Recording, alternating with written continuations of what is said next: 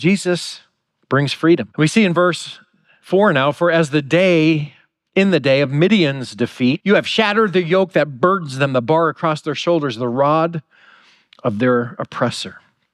The Messiah isn't just going to come to lift people's spirits, though he will do that. He's going to lift their burden. Now, Midian, as I was saying before, was the oppressor. And God had told the children of Israel, listen, you follow my commands, you obey me, you serve me, I'm going to bless you. You turn from me, and I'm going to use other nations to scourge you. And he uses Midian. And here's what Midian would do, the Midianites. They would come during the harvest time. Israel's planted their crops. Imagine this, if you're a farmer, this is your livelihood. This is your sustenance.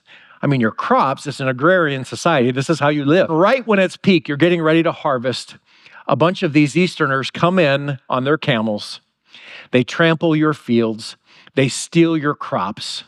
They burn your houses. And the people are feeling this oppression. And so what do? It says in Judges chapter 6 that they go and they have shelters. They have caves in the mountains, in the rocks.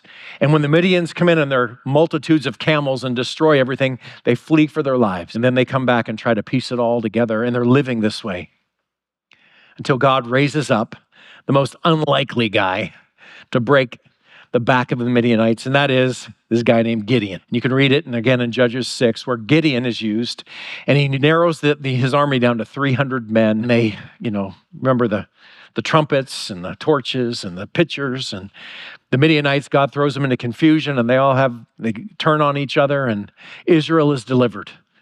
The burden has been broken. And this is what Isaiah is saying.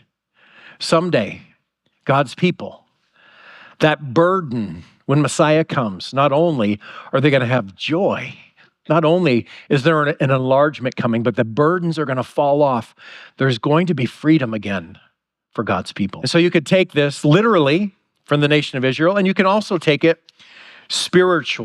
God's people, the spiritual burdens will be broken, and they will be free. Free from, of course, the biggest one of all, the biggest oppressor of all, sin. Free from shame, free from fear, free from addiction and anxiety, patterns that can't break. Jesus said this, I want to read it to you in John chapter 8, where Jesus is talking about walking in the truth. Jesus said to the people who believed in him, you are truly my disciples if you remain faithful to my teaching, and you will know the truth, and the truth will set you free.